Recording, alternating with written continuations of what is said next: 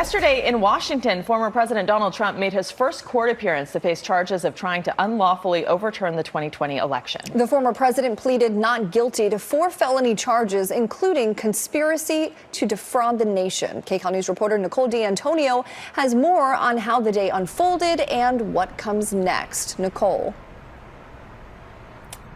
Yes, and that is the big focus this morning. Now that it's kind of the calm after the storm here, what comes next? We do know that there's a hearing scheduled at the end of the month where a judge could set a date for a trial. Former President Trump is back at his New Jersey golf club after a third historic arraignment. In a Washington courtroom Thursday, Trump entered a not guilty plea to 4 federal charges accusing him of trying to overturn the 2020 election results in the latest case brought by special counsel Jack Smith. This is a persecution of a political opponent. Cameras were not allowed in the courtroom as the former president appeared before a magistrate judge. The defense and prosecutors agreed to allow Trump's release pending trial under the conditions that he cannot violate federal law and must appear as required. He is also not allowed to communicate about the facts of the case to anyone he knows to be a witness, except through lawyers. Trump is not required to attend the next hearing, which is scheduled for August 28th. At that time, the judge could set a trial date. The special counsel has said he wants a speedy trial. The former president also faces state charges in New York, as well as more federal charges in Florida in the special counsel's classified documents probe. A charging decision is expected soon in Fulton County, Georgia, in their investigation into efforts to overturn the election results.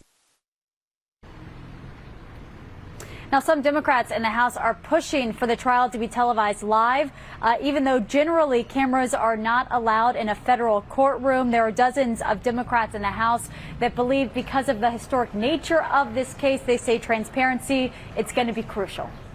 And we do know reporters are at least allowed in, can give us a briefing afterwards. What has been the response to Trump's court appearance?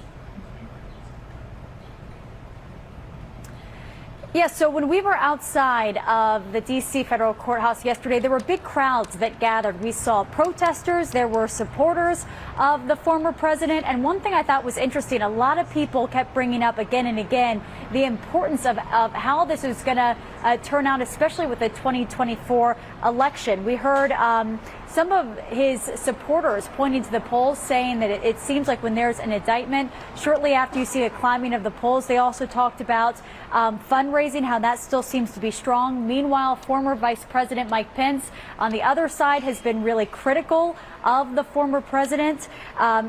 He criticized the former president from the campaign trail, where he said, quote, anyone who puts themselves over the Constitution should not be president of the United States. One more person I want to add, President Joe Biden. He has not said anything about this. He's not said a word. We reached out to the White House for comment, but they're being very quiet on this topic. Okay, Nicole, thank you. And stay with KCAL News for the latest on the indictment of former President Trump. Up-to-date information can also be found online at kcalnews.com, and we are always streaming on CBS News Los Angeles. CBS News Los Angeles, your local news, streaming wherever, whenever.